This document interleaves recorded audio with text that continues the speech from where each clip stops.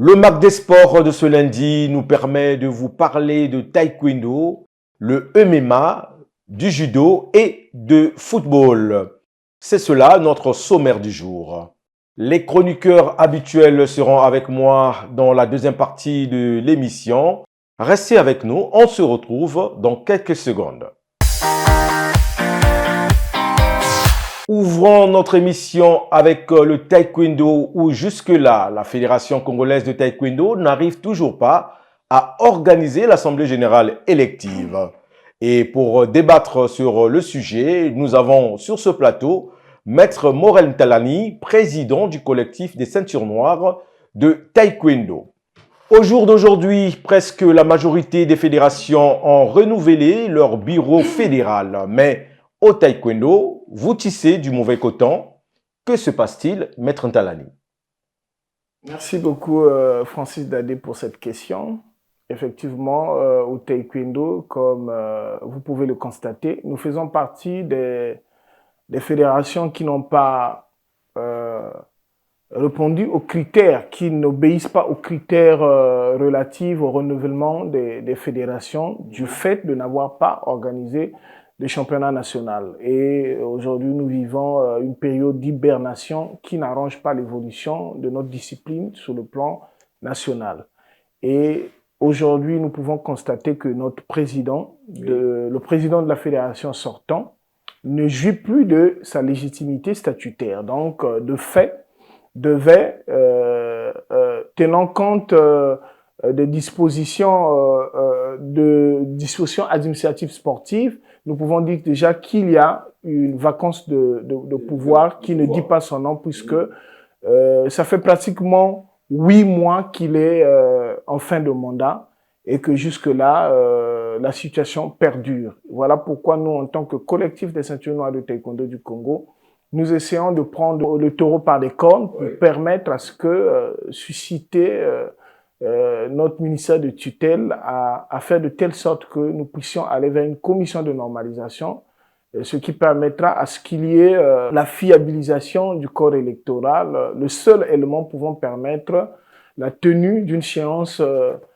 électorale en toute quiétude, tenant compte des tensions qui existent en ce moment. Vu vous avez su bien le dire tout à l'heure que la situation perdure, mais que dit le ministère par rapport à la situation? Est-ce que le ministère a réagi ou pas?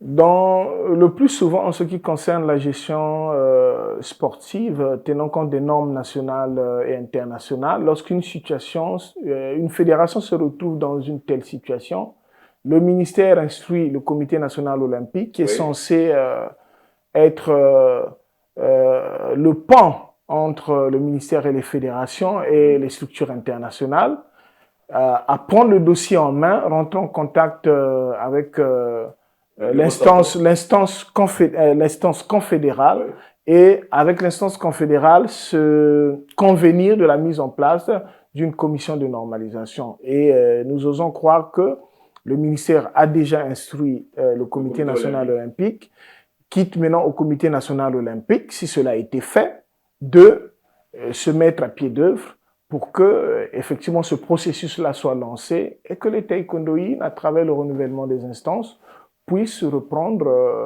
le cours normal des choses. Alors, à votre niveau, les pratiquants, vous les ceintures noires de taekwondo et les jeunes pratiquants de cette discipline, quelle serait la solution idéale pour vous? La solution idéale pour nous, c'est la mise en place d'une commission de normalisation. Parce que connaissons déjà la mauvaise volonté qu'a le président sortant de permettre à ce que les choses, depuis des années, se fassent selon les règles d'or, qu'il puisse entretenir un climat qui ne favorise pas le bon déroulement des choses. Nous savons, nous n'allons pas le répéter, dans quelles conditions il est arrivé à la tête de la fédération. Comment est-ce que du fait d'arriver par une voie frauduleuse, l'a poussé à échouer brillamment? Aucune activité organisée sur le plan national, pas de stage, pas de formation, pas de compétition, pas de championnat national. Ce qui l'intéresse, ce sont des voyages à l'extérieur parce que ce sont des voyages, il faut sortir, il y a la levée des fonds et autres. C'est tout ce qui l'intéresse ou l'organisation des passages de grade parce qu'il y a des fonds qui sont mis en jeu. Mais tout ce qui concerne la gestion réelle d'une fédération, formation, suivi et autres, ce n'est pas son problème. Récemment, il a organisé ce qu'on appelle une conférence de club, qui n'est autre qu'un lieu d'échange entre les clubs et la fédération. Mais à l'issue de cette conférence de club, il a exigé au club de s'affilier, alors que nous savons que des clubs ayant organisé tout au long de l'année aux activités de la fédération et de la ligue, de fait, sont déjà affiliés. Oui. Et c'est pas un président en fin de mandat qui va se lever et va exiger au club de s'affilier pour que cela soit une condition sine qua non au club d'avoir le droit de prendre part aux activités de la fédération, notamment à l'élection à l'Assemblée générale élective. Président, pour terminer avec vous, je sais que vous êtes très ancré dans le sport. Il n'y a pas que le taekwondo, vous êtes aussi membre de la fédération de kickboxing. Mais quelle lecture vous avez aujourd'hui, vous, en tant que responsable de club, en tant que dirigeant au niveau de certains arts martiaux, de la décadence de plusieurs fédérations au niveau du Congo? Comment vous expliquez ça, vous? Quelle lecture vous faites? Bon, la lecture qui soit objective, hein, sans pour autant prendre parti. Oui.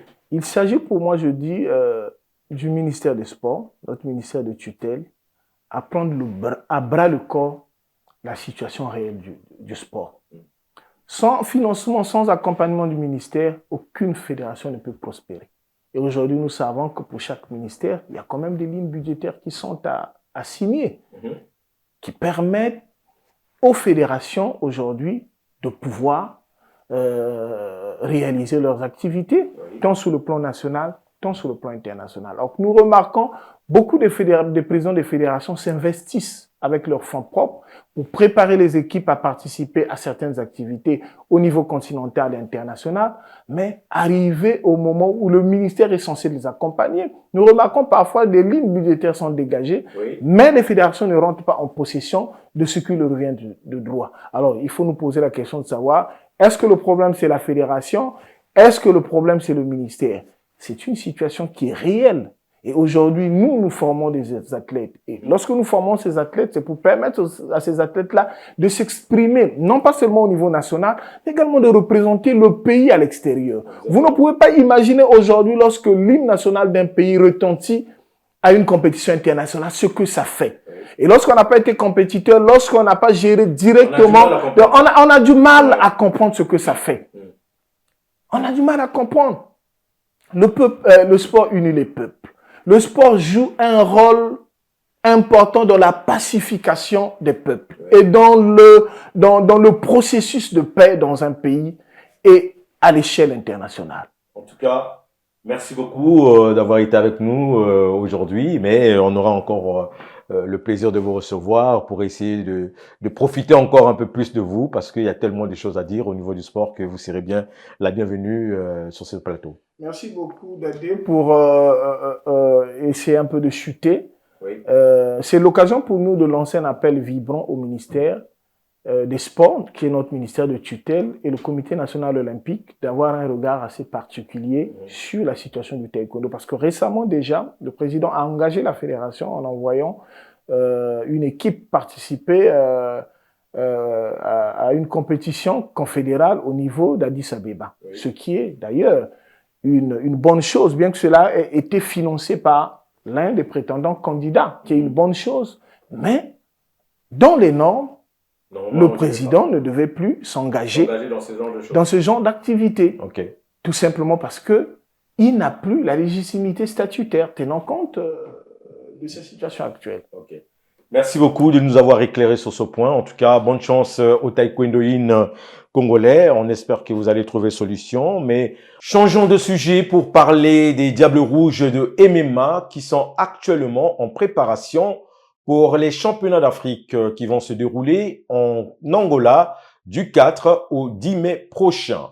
5 combattants venus de la diaspora, à savoir la France, l'Afrique du Sud, la Côte d'Ivoire et le Sénégal, et un athlète qui vient de Pointe-Noire, vont représenter le drapeau congolais. Écoutons Ursus Samba, le président national de cette association, et Jalais Kitoubou. Le moral de mes athlètes, je connais. Et puis, c'est un problème d'expérience. J'ai confiance, surtout celui de l'Afrique du Sud qui est champion au PF. Ce qui est vrai dans le sport, on s'attend à tout. Mais nous allons pour acquérir notre première expérience parce que le Congo n'a jamais participé au plan international sur MMA. Et ouais, je suis là au Congo pour représenter mon pays pour une grande compétition qui se déroule à bientôt sur Angola pour la première fois dans l'Afrique. Donc c'est ça en fait. Et de nous voir comme leur rôle modèle et c'est à eux de devenir ce qu'ils veulent devenir. Donc c'est ça. De retour sur ce plateau et j'ai la présence de Achille Zikutoto et Marvin Sandé avec moi. Bonjour Achille. Bonjour Francis. Bonjour Marvin. Bonjour Francis. Alors Achille Zikutoto, tu as été touché du doigt la réalité de cette préparation des Diables Rouges de MMA. Comment ça se présente? Ben, ils sont en préparation depuis quelque temps, depuis plus d'1 mois. Mais ce qu'on peut retenir, c'est vrai qu'ils sont optimistes, mais lorsqu'on voit les conditions de préparation, on peut quand même se poser des questions. Moi, je ne suis qu'un chroniqueur, je ne sais pas dans ces conditions d'entraînement si la performance pourra suivre. Et donc, c'est le premier constat. Et le second, c'est que c'est la première fois, comme on vient de le suivre là, que le Congo participe à une compétition continentale pour ce sport, le MMA, qui est un mix de beaucoup d'arts martiaux et le MMA aujourd'hui, qui, on va dire, est un peu la discipline sportive phare au niveau des États-Unis, au niveau de l'Europe, etc. Et donc, ce jeune compatriote qui évolue en Afrique du Sud, qui, selon ses entraîneurs, est une valeur, une chance peut-être pour une ceinture pour le Congo. Il y a aussi son coéquipier qui est au Sénégal. Bon, mais et en tout cas, on va attendre la fin de la compétition pour voir si effectivement le Congo va commencer à inscrire justement son nom dans les palmarès du MMA. Alors Marvin, est-ce que tu penses que ces combattants congolais peuvent créer la surprise dans cette compétition qui est vraiment une compétition de haut niveau? Oui, c'est vrai que c'est une compétition de haut niveau et le Congo est novice à cette étape parce que c'est pour la première fois quand même que le Congo répondra présent aux joutes continentales. En ce qui concerne ces compétitions-là de MMA, moi je reste quand même optimiste dans la mesure où sur tous nos combattants qui seront présents du côté de l'Angola, un seul évolue sur le plan local et d'autres sont à l'extérieur où les conditions sont plus ou moins plus avancées, plus disons meilleures qu'ici au Congo, et ils ont aussi cette expérience-là d'être en contact avec les meilleurs des pays où ils évoluent, et je pense bien que ça déjà c'est un détail quand même moi qui me rassure, même si au niveau local, puisqu'ils sont en regroupement au niveau du Congo, même si les conditions ne sont pas vraiment réunies comme on le souhaite, mais je crois que déjà en tant que combattants dans la tête aussi, je crois qu'ils ont quand même aussi ce devoir-là de ne pas faire piètre figure. Et donc c'est, je crois, un détail qui pourrait vraiment les booster. Transcender, Voilà, les transcender, c'est, je crois, le terme le plus approprié. Voilà, donc je pense bien qu'ils ont tout ce qu'il leur faut pour qu'ils puissent vraiment faire honneur à ce pays. Et toutefois, n'oublions pas aussi que quand ils sont là-bas, c'est le Congo quand même qui est représenté. Ils deviennent des ambassadeurs du pays. D'une autre, ils méritent quand même un accompagnement conséquent de la part de l'État, donc du pays qu'ils représentent. En tout cas, bonne chance à ces combattants. Nous allons les suivre de près jusqu'à la compétition et on espère que il y aura quand même, même s'ils gagnent pas des ceintures, mais moi déjà pour être présent en Angola, il faut le classement su compte et je pense que ça ferait que du bien au sport congolais. On reste dans les arts martiaux pour parler cette fois-ci de judo. Les judokas congolais, par manque de financement, ne sont plus partis en Côte d'Ivoire pour prendre part au championnat d'Afrique après leur préparation en Russie. Alors, que la fédération a payé tous les frais de participation, c'est-à-dire plus de 700 000 francs CFA pour la participation et presque 100 € pour chaque athlète, c'est-à-dire 65 000 francs pour chaque athlète, membre technique et ceux de la délégation qui devaient prendre part à cette compétition. Mais, comme on le sait, il n'y a pas de moyens, pas de financement. Achille Kutoto,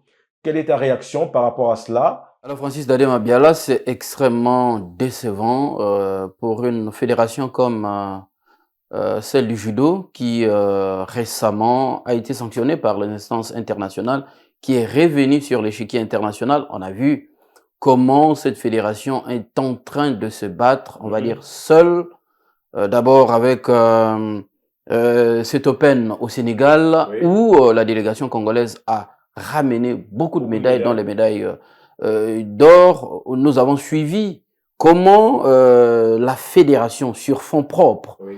a envoyé les judokas, une délégation des judokas à Sochi, Oui.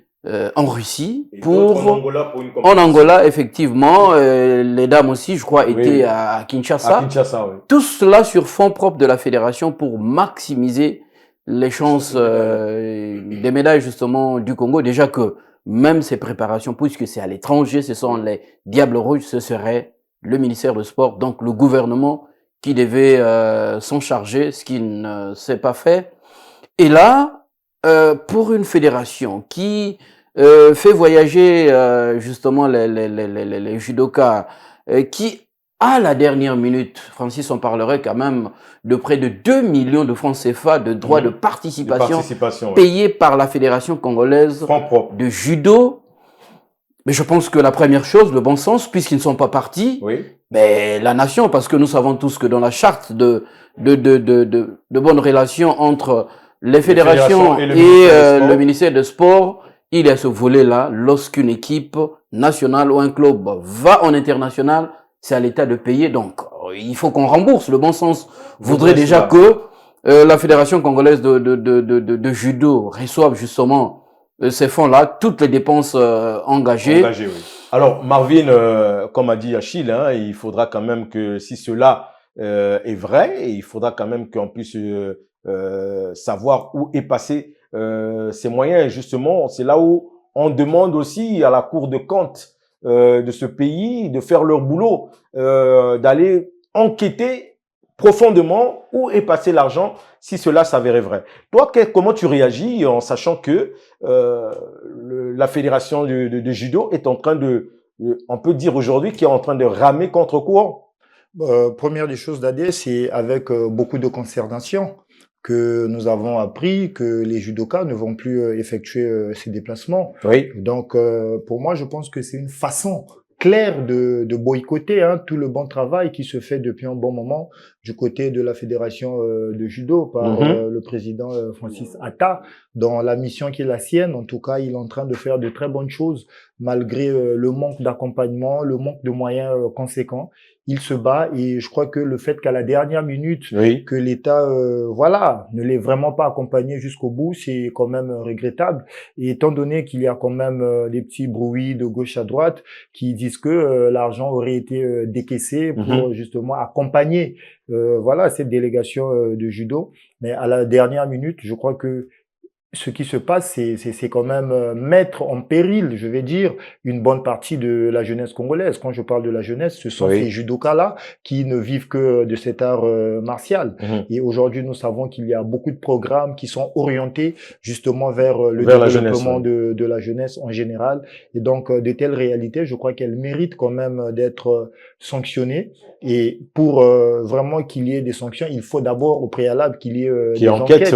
Et au finish, déterminer, identifier les vrais coupables et les sanctionner à la hauteur, justement. Surtout qu'aujourd'hui, on parle maintenant de l'éthique. Voilà, ça aussi, c'est l'occasion même de mettre en pratique tout ce qui existe sur le nouveau texte qui a été... Exactement. Et moi, je crois que si de telles réalités perdurent dans l'environnement du sport en général, parce que c'est pas seulement le judo qui est souvent confronté à ce genre de choses, c'est parce que à la base, oui, mais justement, j'allais en venir. À la base, il y a en fait une forme d'une impunité impunité manifeste qui Oui. encourage les personnes malveillantes à détourner des fonds qui sont alloués aux différentes délégations qui doivent aller à l'extérieur pour représenter le Congo. Et donc, moi, je pense que cette affaire de judo ne devrait pas passer inaperçue. On devrait mettre la lumière là-dessus et mettre la main sur les vrais coupables et puis les sanctionner sévèrement. Nous allons maintenant clôturer cette émission avec le football où nous allons commencer par rendre hommage à Anderson Ekias,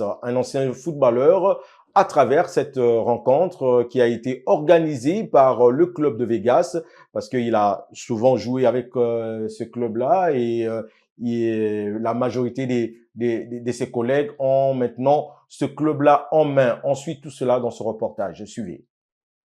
Cet hommage du club As Vegas à Anderson Ekias a été symbolisé par un match de gala entre des anciens footballeurs, certains de ses anciens coéquipiers et ses amis. Pour cet ami d'enfance de l'illustre disparu, les souvenirs d'Anderson, qui n'a certes pas eu une carrière au football de haut niveau, a tout de même été un fervent sportif. Mon ami Anderson, c'était vraiment un vrai passionné du foot. Quand je vous dis passionné, vraiment à fond. Pour moi, il n'est pas parti, il est parmi nous. Cet hommage inattendu pour la famille d'Anderson Ekias est un baume au cœur et une reconnaissance de l'organisateur, à savoir le club As Vegas, mais aussi ses coéquipiers et ses amis. On ne s'attendait pas du tout à ça. C'est vrai qu'on était en contact quand il est décédé depuis Paris. On avait un peu le programme. C'était un plaisir. On s'y attendait pas. Ses enfants et ses petits frères nous sommes là donc pour essayer de représenter la famille. Nous sommes évidemment contents pour ça. Ces retrouvailles entre amis et coéquipiers d'Anderson Ekias résument ce qu'a été la vie de l'illustre disparu qui attachait du prix aux personnes qui lui étaient chères, a précisé son frère. 2 minutes pour clôturer cette émission. On reste dans cette optique d'hommage pour vous parler du décès de Minga Tibinda Noël Pépé, ancien Diable Rouge, vainqueur de la CAN 72 et aussi de la Coupe de la Confédération avec AC Lopar. Le secrétaire général de son club de cœur, Inter, lui a rendu hommage en parlant de lui. Suivez. C'est avec une tristesse. Minga Noël Pépé, que moi, personnellement, j'appelais Yahweh, qui est son surnom d'enfance, parce il a été un grand frère pour moi. Le souvenir que nous gardons de Minga en 73, le Congo organise le CISM, le Conseil international du sport militaire, donc la Coupe du monde militaire. Vous avez le match, les éléphants de Côte d'Ivoire contre le Congo, 5-2. Donc c'est le Congo qui gagne 5-2, mais Minga, mais il était, le milieu du terrain ne pouvait pas passer. Alors, Achille Zikutoto, un petit mot, on fait le tour de table rapidement pour boucler l'émission, pour parler de ce grand monsieur football, de football, Minga Noël Pépé. Qu'est-ce que tu peux dire sur lui? C'est l'un des rares entraîneurs congolais à être formé à Clairefontaine en France. Il a été 2 fois, je crois, sélectionneur des Diables Rouges seniors, dont en 1992, l'histoire de Jingashore, nous la connaissons tous. C'est lui qui a managé cette équipe qui, c'est vrai, n'est allé rien gagner, mais dont les performances ont quand même salivé les Congolais. Et puis, c'est quelqu'un qui aime les 12, hein. 72, 92, et puis en 2002, il aime le chiffre 2. C'est lui qui était directeur technique de l'AC Léopard de Dolisie, vainqueur de la coupe de la CAF avec de la CAF avec AC Léopard de Dolisie. Alors, Marvin, un petit mot sur ce grand monsieur qui a marqué le football congolais d'une pierre rouge. Oui, c'est vrai que c'est toujours triste de parler d'un tel monsieur au passé, parce qu'aujourd'hui, il ne fait plus partie de ce monde. Mais en tout cas, tout ce qu'il a fait pour le football congolais reste gravé dans nos mémoires. Et vraiment, le pays lui doit cette reconnaissance. Il a eu cet amour de servir le pays. En tant que joueur, Achille l'a rappelé, en 72, donc l'épopée de Yaoundé, ils ont permis au Congo, jusqu'aujourd'hui, disons, c'est eux qui ont inscrit inscrit le nom du Congo dans les annales du football. Donc, au niveau de la Coupe d'Afrique, c'était quand même l'un des plus grands artisans. Donc, pour ça, nous lui devons quand même reconnaissance. Et en 92, il a aussi été à la tête des Diables Rouges, en tant que sélectionneur. C'est vrai qu'il n'y a pas eu grand-chose du côté du Sénégal, mais au moins des bonnes choses quand même ont été laissées dans nos mémoires, comme je l'ai dit. Et après, avec son savoir-faire aussi, avec les Léopards, sa touche a été... C'est vrai qu'il a agi dans l'ombre, mais en tout cas, tant que directeur technique, a émerveillé. Il a donné la politique. Avec les résultats que nous avons vus, partout où il est passé, en tout cas, il a laissé de très bons souvenirs. C'est vrai que personnellement, je ne l'ai pas connu en tant que footballeur, mais à travers les débats des anciens, ce nom faisait souvent surface et toujours de la meilleure des manières. Donc, c'est quelqu'un que nous allons regretter pendant très longtemps. Et pour nos joueurs, pour rapidement, nos entraîneurs qui ont quand même marqué les esprits, qui sont encore vivants, vraiment, il est temps de toujours leur rendre hommage, parce que le meilleur hommage qu'on puisse vous rendre, c'est de votre vivant et non après votre départ de ce monde. En tout cas, moi, je dirais simplement que c'était un grand monsieur. Personnellement, je l'ai connu en tant qu'ancien joueur à Saint-Michel, et oui, en tant qu'entraîneur, il m'a entraîné, il m'a entraîné. Donc, je suis l'un des rares ancien joueur qui a connu deux anciens de 72 qui ont gagné la Coupe d'Afrique, c'est-à-dire Dengaki et justement Noël Minga Pepe. Il part en tant que membre de la direction technique. Il était en charge justement du recrutement des jeunes pour l'académie justement d'Igné qui. En tout cas, ça a été un plaisir pour nous de parler de lui, et je rappelle simplement que la veillée de ce monsieur-là se trouve dans la ruelle qui porte son nom à Mukondo, en face du CSI de Mukondo. Donc, tous les footballeurs sont appelés à faire un tour là-bas, ne fût-ce qu'une fois, pour soutenir la mémoire de ce grand monsieur. Merci beaucoup d'avoir été avec nous pour cette émission. Plaisir partagé. On va se retrouver prochainement. C'est terminé pour aujourd'hui. Bonne suite de programme avec Vox TV. Au revoir et à la prochaine. Thank you.